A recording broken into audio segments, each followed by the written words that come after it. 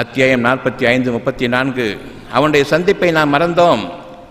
நாம் அவனை சந்திக்கக்கூடிய அந்த நாள், இறுதி நாள், வேறு வழி இல்லை, கதி இல்லை. நான் உயிர் படைக்க வேண்டும், வாழ வேண்டும். என்னுடைய குடும்பம் இருக்கின்றது, பலகீனமான சந்ததிகள் இருக்கின்றன, விட்டு செல்ல விரும்பவில்லை, என் இறைவனை காப்பாற்று என்று திரும்பும்போது, அந்த நேரத்தில் இதுவரை நீங்கள் மறுத்து வந்தீர்கள் இறைவனை. அந்த நேரத்தில் அவனுடைய சந்திப்பை நீங்கள் மேற்கொள்ளும் பொழுது நாம் அவனுடைய சந்திப்பை நமக்கு இல்லை என்று ஆக்கி கொண்டுவிட்டதன் காரணமாக அவன் மறுக்கின்றான். நம்முடைய கதி அதோ கதி என்ற நிலைக்கு என்னுடைய வாழ்க்கை முழுமையிலும் மீதமுள்ள நாட்கள் அவ்வளவும் பெரும் கஷ்டத்திலும் வேதனையிலும் மனதின் வேதனை தாங்க முடியாமல் அதில் நான் வாழவும் மாட்டேன், சாகவும் மாட்டேன், அப்படிப்பட்ட நெருப்பு என்னுடைய மனதை பாதிக்கின்றது.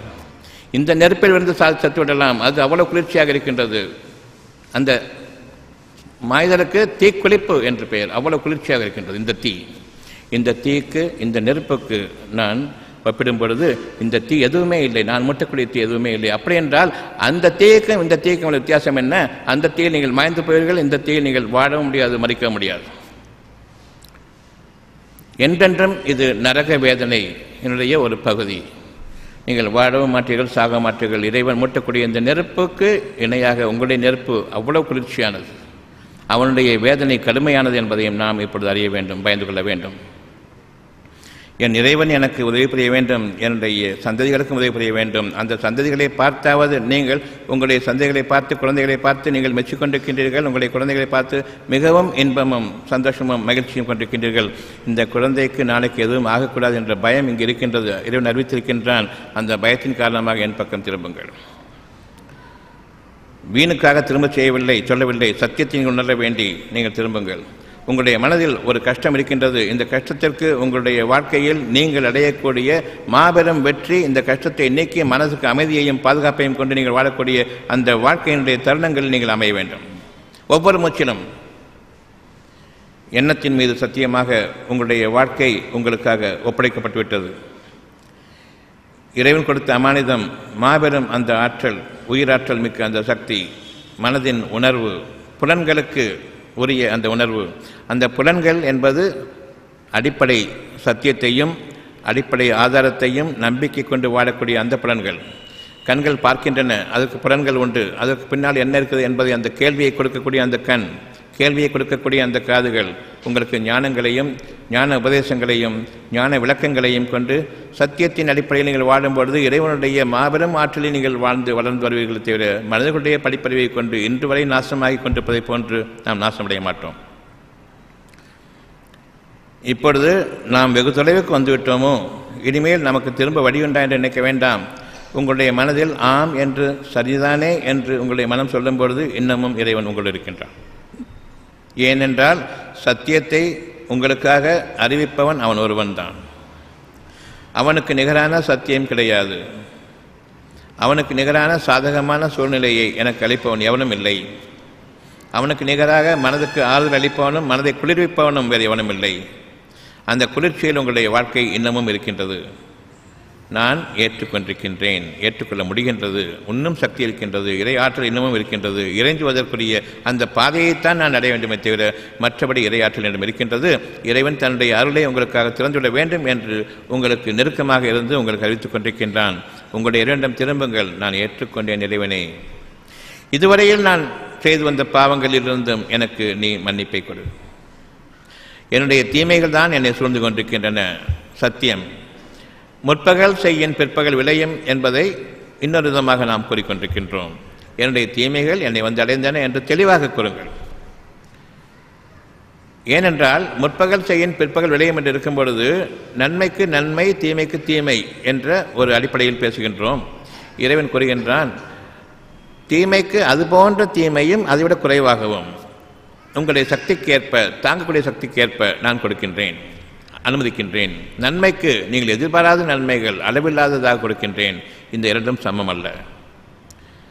முற்பகல் செய்யின் பிற்பகல் விளையும் என்பது இரண்டும் சமமானதை போன்று தோன்றுகின்றது. அவ்விதமாக அல்ல. நன்மைகளுக்கு மிகப்பெரிய அளவில்லாத நற்கொலியும் நீங்கள் சம்பாதித்த தீமைகள் நிறைவேறும் பொழுது சொற்பமான உங்களுடைய சோதனைக்காக வேண்டி நீங்கள் சம்பாதித்ததிலிருந்து ஒரு பகுதியை உங்களை சுவைக்கும்படி செய்கின்றோம். இதனை நீக்கிக் கொள்வதற்கு வழி இல்லை என்பதை நீங்கள் அறியும் பொருட்டும் பின்னர் இறைவன் பக்கம் திரும்பும்போது தன் புறத்திலிருந்து அவன் உங்களுக்கு அந்த நன்மை அளிக்கும் பொழுது இறைவனை நீங்கள் ஏற்றுக்கொள்வதற்கும் இனி வாழ்நாள் முழுமைக்கும் மிக பெரும் நன்மைகளுக்காக வேண்டி இறைவனை நீங்கள் இறைஞ்சுவதற்கும் அவன் பக்கமே சார்ந்திருப்பதற்கும் உங்களுடைய மனித அறிவிலிருந்து விலகுவதற்கும் இணை வைப்பு என்ற அந்த மகாபாதகம் மனித அறிவை நம்பி நாம் போவது. இறைவனுடைய ஆற்றலுக்கு மனித அறிவினுடைய ஆற்றல் மிக பெரிது என்று எண்ணும் பொழுது நாம் இணை வைப்பவர்களாக ஆகின்றோம். எனக்கு இணை வைக்கும் பொழுது நீங்கள் என்னை இழிவுபடுத்துகின்றீர்கள். நான் பொறுமையாளனாக இருக்கின்றேன், மன்னித்து கொண்டிருக்கின்றேன், இப்பொழுதும் மன்னித்து கொண்டிருக்கின்றான்.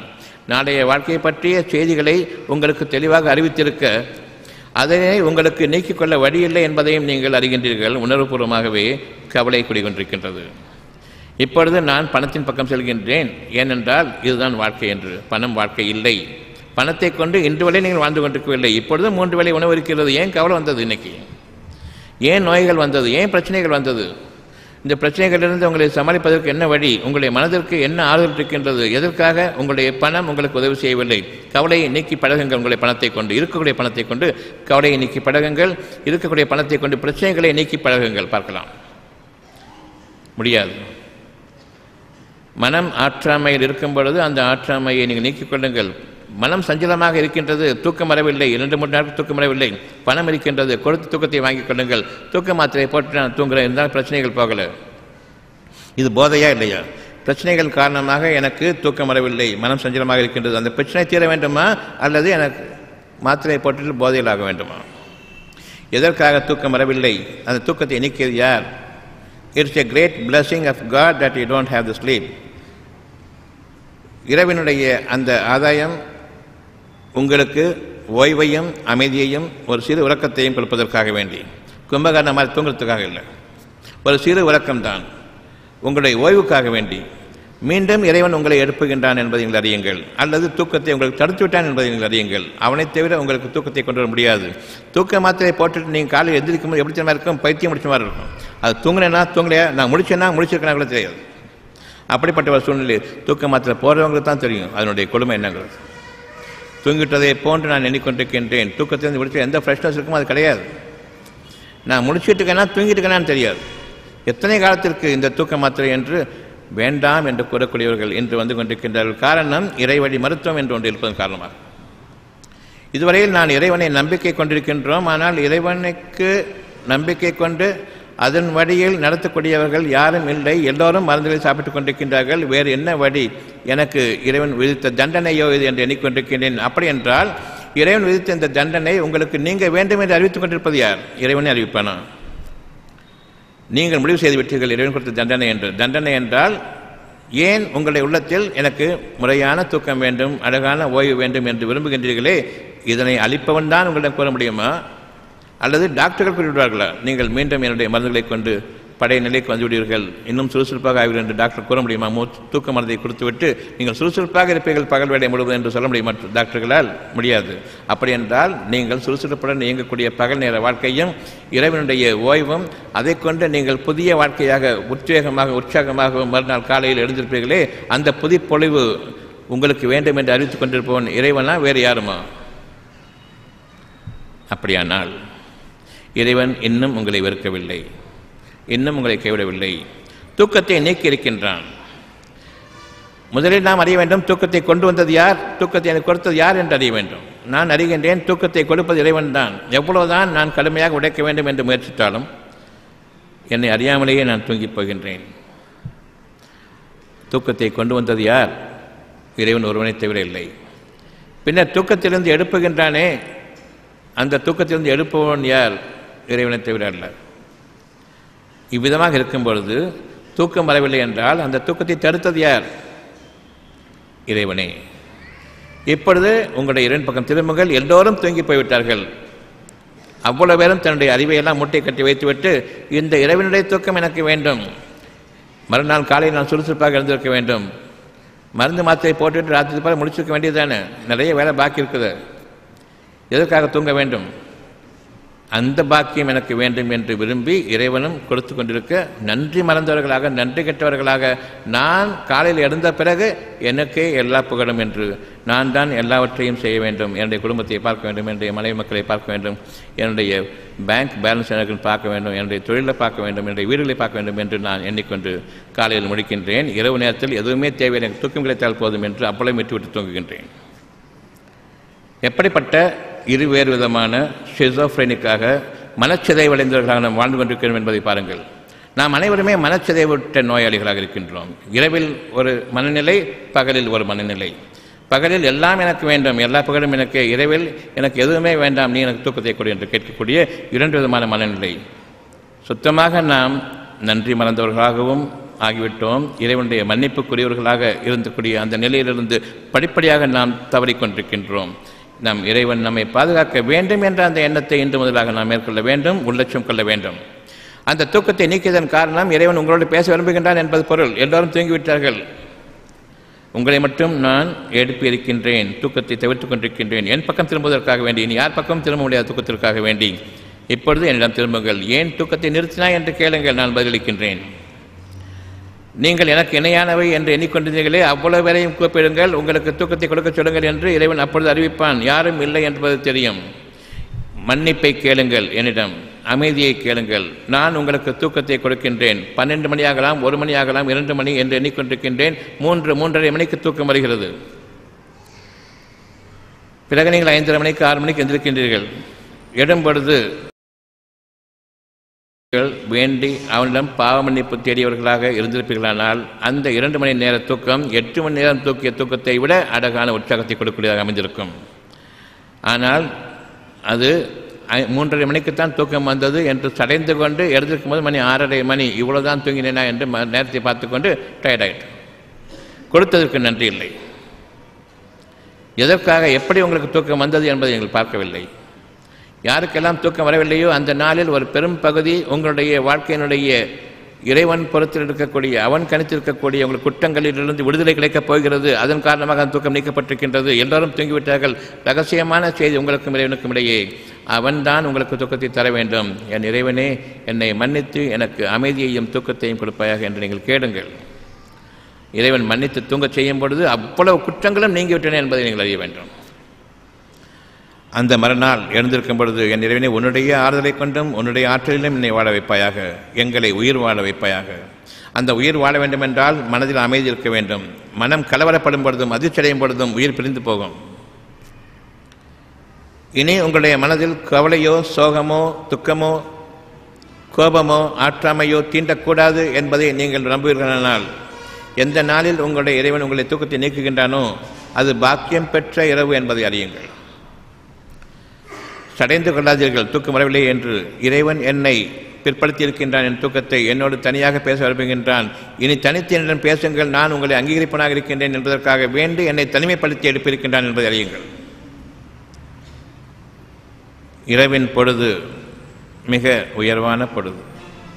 அதில் உங்களுடைய பாவங்கள் எல்லாம் நீக்கப்படுகின்றன.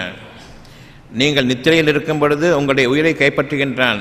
இந்த டாக்டர்கிட்ட போனீங்கன்னு சொன்னால் அப்படி தூங்கிட்டு கூடிய ஒரு பையனை பார்த்து இவன் பிரெயின் டெட் என்று கூறுவார்கள். ஏனென்றால் சொல்லை இழந்து விட்டது, அவ்வளவும் நீக்கப்பட்டு விட்டது, மூச்சு மட்டும் இயங்கிக் கொண்டிருக்கின்றது, சுரணை கிடையாது. இதற்கு பெயர் பிரெயின் டெட் அல்லது டெம்பரரி கோமா.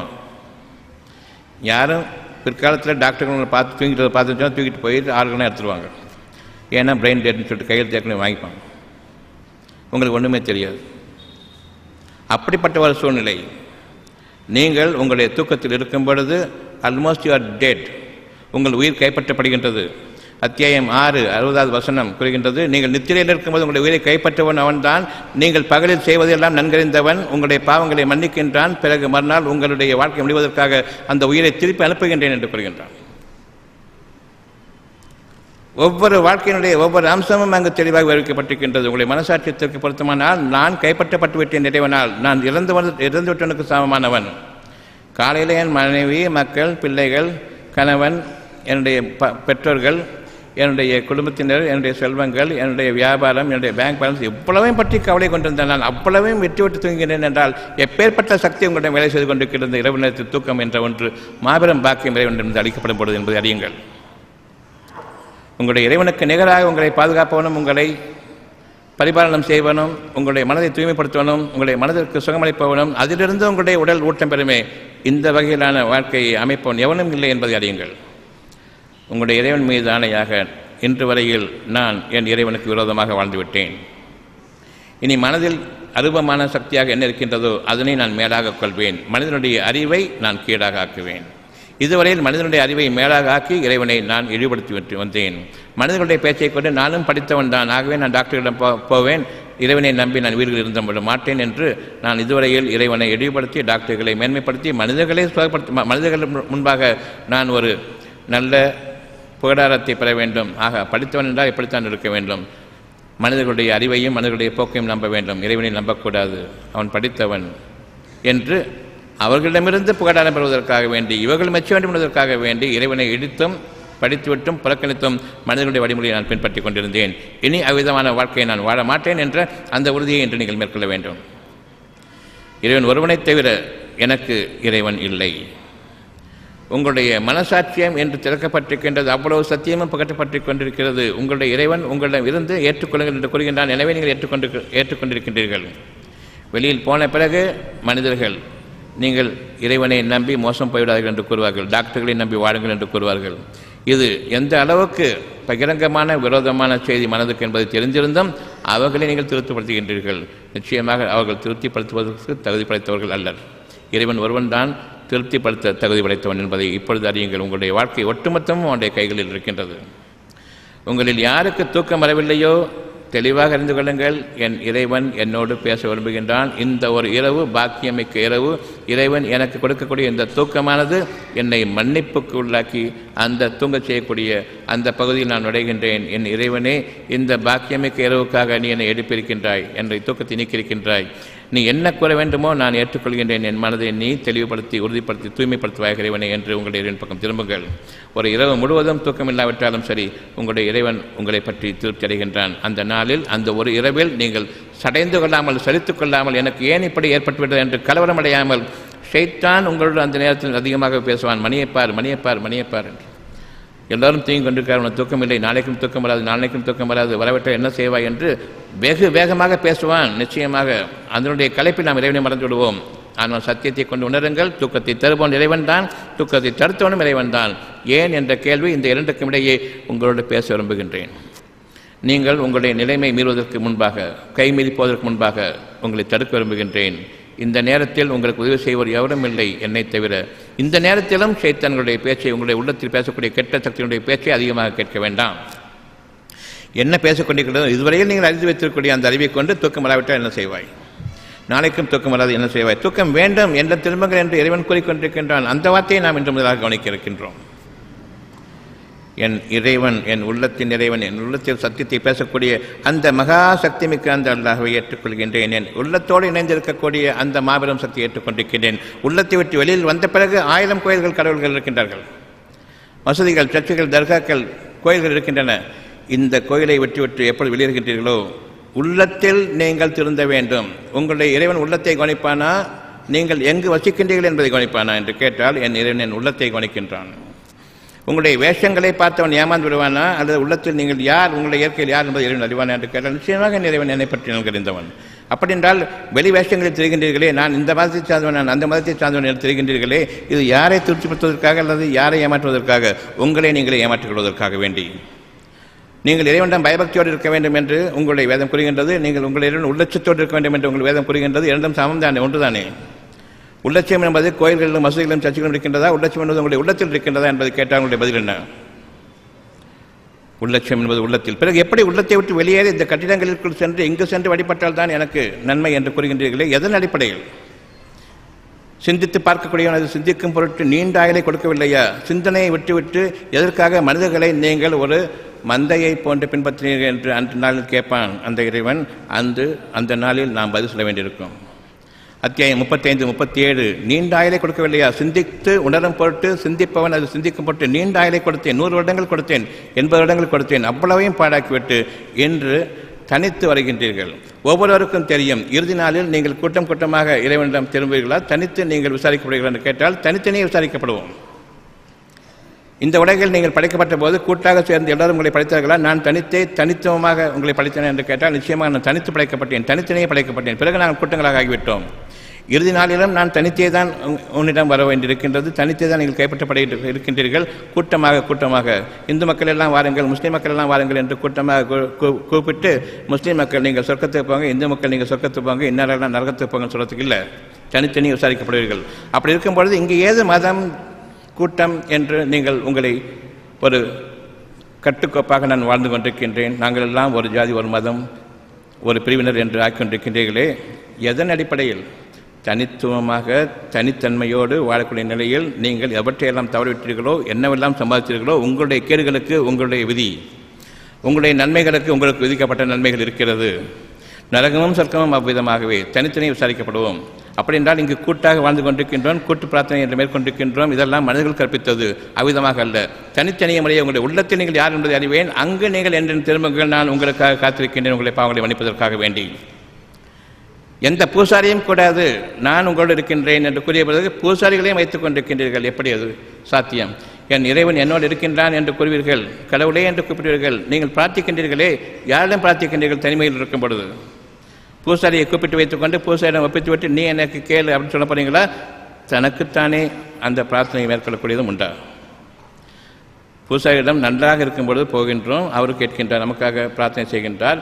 ஆனால் பெரும் கஷ்டத்தில் ஆகிவிட்ட பொழுது கோயில்கள், மசூதிகள், சர்ச்சுகள் எல்லாம் மூடப்பட்டு விட்டன. இரவு நேரம், பெரும் மன கஷ்டம். கடவுளே என்று திரும்புவீர்களா இல்லையா? அப்படி திரும்பும் பொழுது நேரடியாக தொடர்பு இருக்கிறதா இல்லையா? அந்த தொடர்பு இல்லை என்றால் திரும்ப முடியுமா? முடியாது. ஆனால் திரும்புகின்றோம். யார் திரும்பச் செய்தது? அந்த இறைவன் தான். நான் உங்களோடு இருக்கின்றேன், நீங்கள் என்னிடம் நேரடியாக தொடர்பு கொள்ளுங்கள், எந்த இடையூறும் கூடாது. அந்த இடையூரை நான் உங்களுக்காக அனுமதிக்கவில்லை. அந்த இடையூரை வைக்கும் பொழுதும் என்னை வைப்பு, என்னுடைய வார்த்தைக்கு நீங்கள் மீறிவிட்டீர்கள். எனவே உங்களுக்கு அந்த அமைதி கிடையாது. யாரோ ஒரு பூசாரி எனக்காக பிரார்த்தனை செய்யும்போது அமைதி கிடைக்குமா? நான் பிரார்த்தனை செய்தால் அமைதி கிடைக்குமா என்று கேட்டால் உங்களுடைய பதில் நிச்சயமாக தெரியும். தனித்து இருந்து நான் பிரார்த்திக்கும் பொழுது நிச்சயமாக எனக்கு அமைதி கிடைக்கின்றது. யாரிடமும் கிடைக்காத அமைதி கிடைக்கின்றது என்பதை நீங்கள் அறிவீர்கள். அவ்விதமாக இருக்கும் பொழுது தனித்தனிய முறையை நீங்கள் திரும்ப வேண்டும். உங்களுடைய குடும்பங்களை காப்பாற்றாது, உங்களுடைய குழந்தைகள், மனைவி, மக்கள் காப்பாற்ற மாட்டார்கள்.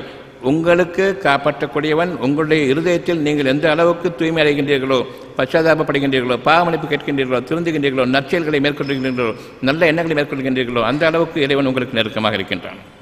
மனதிற்கு அமைதி இருக்கின்றது.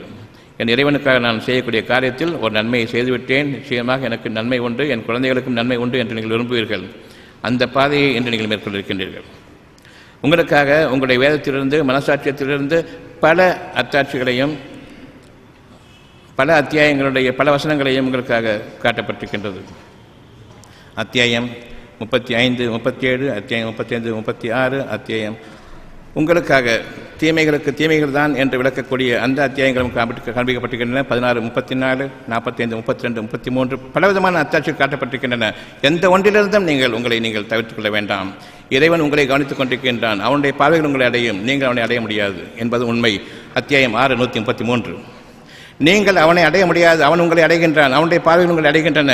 அத்தியாயம் 6, 133. எனவே நான் இறைவனை தேடி செல்லக்கூடாது, அவன் நான் இருக்கும் இடத்தை அடைகின்றான். இன்று நான் இறைவனுக்கு இங்கு பணிகின்றேன் பயபக்தியோடு. என் இறைவன் என்னை பாதுகாக்க போதுமானவன் என்ற அந்த அடிப்படையை கொண்டு பயபக்தியோடு வாழ்ந்து வாருங்கள். நிச்சயமாக இந்த பயபக்திக்குரிய கூடி மாபெரும் வெற்றிக்குரிய பாதையை உங்களுக்கு அறிவிப்பான். மனிதர்களை நம்பி வாழ தேவையில்லாத பாதை, அந்த பாதையின் மீது இன்று நாம் அமைகின்றோம். இறைவன் நம்மை மன்னித்து, நம்முடைய சந்ததிகளையும் மன்னித்து, நம்முடைய குழந்தைகளையும் நம்முடைய குடும்பத்தினரையும் பாதுகாப்பானாக. ஒவ்வொருவரும் நாம் இறைவனுக்காக தனித்தனிய முறையே இறைவனுக்காக மன்றாடக்கூடியவர்கள் ஆகிவிட்டோம். இனி கூட்டு வாழ்க்கையோ கூட்டு பிரார்த்தனைகளோ கூடாது. என் இறைவன் என்னை தனித்தே கவனிக்க இருக்கின்றான். அந்த நேரம் சில இரவு நேரங்களில் தூக்கம் வராது. அந்த நேரம் மிக அழகான பாக்கியமிக்க அந்த இரவை தவறவிட்டுவிட வேண்டாம். இறைவனுக்காக நீங்கள் அதிகமாக பிரார்த்தனை மேற்கொள்ளுங்கள். அந்த நேரத்தில் உங்களுக்காக, உங்களுடைய குழந்தைகளுக்காகவும், நீங்கள் யாரை நேசிக்கிறீர்கள் அவர்களுக்காகவும் பாவனைப்பு தேடுங்கள். அந்த ஒரு நாள் ஒரு பாக்கியமிக்க இரவு இறைவன் உங்களோடு இருக்கின்றான். நீங்கள் அதனை சலித்துக் கொள்ள வேண்டாம். இதுவரையில் இருந்தது போன்று இன்னும் பல இரவுகளை நீங்கள் வேண்டி அடையுங்கள். உங்களுடைய இறைவன் உங்களை பாதுகாக்க போதுமானதாக இருக்கின்றான். நிச்சயமாக நம் இறைவன் நம்மை பாதுகாத்துக் கொண்டிருக்கக்கூடிய இந்த நிலையில் அவனுக்கு நன்றியுணர்வோடு இனியும் பாதுகாப்பு பெற வேண்டி அவனிடம் திரும்புவோம். இறைவன் நம்மை அங்கீகரித்துக் கொண்டான். இதில் நாம் திருப்தி அடைவோம். நீங்களும் உங்கள் குடும்பத்தினரும் நோய் நொடியற்ற ஆரோக்கியமான மன அமைதியான வாழ்க்கை வாழ ஆசையா? நாட்பட்ட தீராத நோய்களிலிருந்து மருந்து, மாத்திரை, ஊசி இல்லாமல் குணமடைய ஆவலா? அப்படியானால் இன்றே வாங்கி படியுங்கள். டாக்டர் பஸ்லூர் ரஹ்மான் அவர்கள் எழுதிய உடல் நலம் மனநலம் காத்து ஆரோக்கிய வாழ்க்கைக்கான முத்தான 15 மருத்துவ களஞ்சியம். அருமையான புத்தகங்கள் இதோ. எளிமையான முறையில் அக்குபஞ்சர் கற்றுக்கொள்ள உதவும் அருமையான புத்தகம் புதிய அக்குபஞ்சர் உங்களுக்காக. ஆசிரியர் டாக்டர் பஸ்லூர் ரஹ்மான் அவர்கள். படித்து நடைமுறைப்படுத்த வேண்டிய அரிய புத்தகம். விலை ரூபாய் 400. நோய்களிலிருந்து பாதுகாத்துக் கொள்ள உதவும் மருத்துவ களஞ்சியம். மருந்துகளால் வரும் நோய்கள், ஆசிரியர் டாக்டர் பஸ்லூர் ரஹ்மான் அவர்கள். விலை ரூபாய் 250. நீங்கள் ஒவ்வொருவரும் வாழ்க்கையில் வெற்றி பெற வேண்டுமா? நீங்கள் வாங்கி படிக்க வேண்டிய, உங்கள் வாழ்க்கையில் கடைபிடிக்க வேண்டிய அருமையான தொகுப்பு டாக்டர் பஸ்லூர் ரஹ்மான் அவர்கள் எழுதிய வெற்றிக்கு மேல் வெற்றி. விலை ரூபாய் 350. நோய் நொடியற்ற வாழ்க்கைக்கு உதவும் பயனுள்ள மருத்துவ கதைகள் பாகம் 1. ஆசிரியர் டாக்டர் பஸ்லூர் ரஹ்மான் அவர்கள். ரூபாய் 250. பெண்களே உங்களுக்காக, நிச்சயமாக ஆண்களுக்கும் எண்ணற்ற ஆண் பெண் இருபாலருக்கும் ஏற்படும் மருத்துவ கேள்விகளுக்கு விடை காண, மேலும் பெண் குழந்தைகள் பிறந்தது முதல் அவர்களுக்கு மனமாகி குழந்தைகள் பிறக்கும் வரை ஏற்படும் அனைத்து விதமான சந்தேகங்களுக்கு தீர்வு காண உதவும் மருத்துவ பொக்கிஷமான இப்புத்தகம் நீங்களும் படித்து உங்கள் வருங்கால சந்ததிகளுக்காக பாதுகாத்து வைக்க வேண்டிய மருத்துவ களஞ்சியம். பெண்களே உங்களுக்காக, நிச்சயமாக ஆண்களுக்கும். ஆசிரியர் டாக்டர் பஸ்லூர் ரஹ்மான் அவர்கள். விலை ரூபாய் 250. டாக்டர் பஸ்லூர் ரஹ்மான் அவர்கள் எழுதிய இறைவழியில் இனிய சுகப்பிரசவம். விலை ரூபாய் 400. டாக்டர் பஸ்லூர் ரஹ்மான் அவர்கள் எழுதிய நோய் நொடியற்ற வாழ்க்கைக்கு உதவும் மருத்துவ கட்டுரைகள் பாகம் 2. விலை ரூபாய் 250. மருந்து மாத்திரை ஊசி இல்லாமல் நோய்களிலிருந்து தப்பிப்பதற்கும் ஒவ்வொரு குடும்பத்திலும் இருக்க வேண்டிய அருமையான புத்தகம் தான் நீங்களும் அக்குபஞ்சர் டாக்டராங்கள். விலை ரூபாய் 250. வாழ வழிகாட்டும் அற்புதமான புத்தகம் தான் டாக்டர் பஸ்லூர் ரஹ்மான் அவர்கள் எழுதிய இறைவழி மருத்துவம் பயனளிக்க இறைவனை பிரார்த்திப்பது எப்படி. விலை ரூபாய் 250. இறைவழி மருத்துவம் பாகம் 1. ஆசிரியர் டாக்டர் பஸ்லூர் ரஹ்மான் அவர்கள். விலை ரூபாய் 200. இறைவழி மருத்துவம் பாகம் 2. ஆசிரியர் டாக்டர் பஸ்லூர் ரஹ்மான் அவர்கள். விலை ரூபாய் 250. பிபி டயபெட்டிஸ் நோயாளிகளே உங்கள் நலனுக்காக. மேலும் டயபெட்டிஸ் பிபி பற்றி இன்னும் அறிந்து கொள்ள, நமக்கும் நம் சந்ததிகளுக்கும் டயபெட்டிஸ் பிபி நோய் வராமல் காத்துக்கொள்ள உதவும் அற்புத நூல்தான் டாக்டர் பஸ்லூர் ரஹ்மான் அவர்கள் எழுதிய பிபி டயபெட்டிஸ் நோயாளிகளே உங்கள் நலனுக்காக.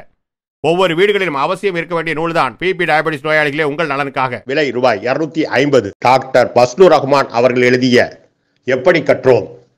விலை ரூபாய் 350. மேற்கண்ட 15 புத்தகங்களை வாங்க தொடர்பு கொள்ளுங்கள். Health time publication, Chennai. Cell number 9840498898 மற்றும் 87784477788.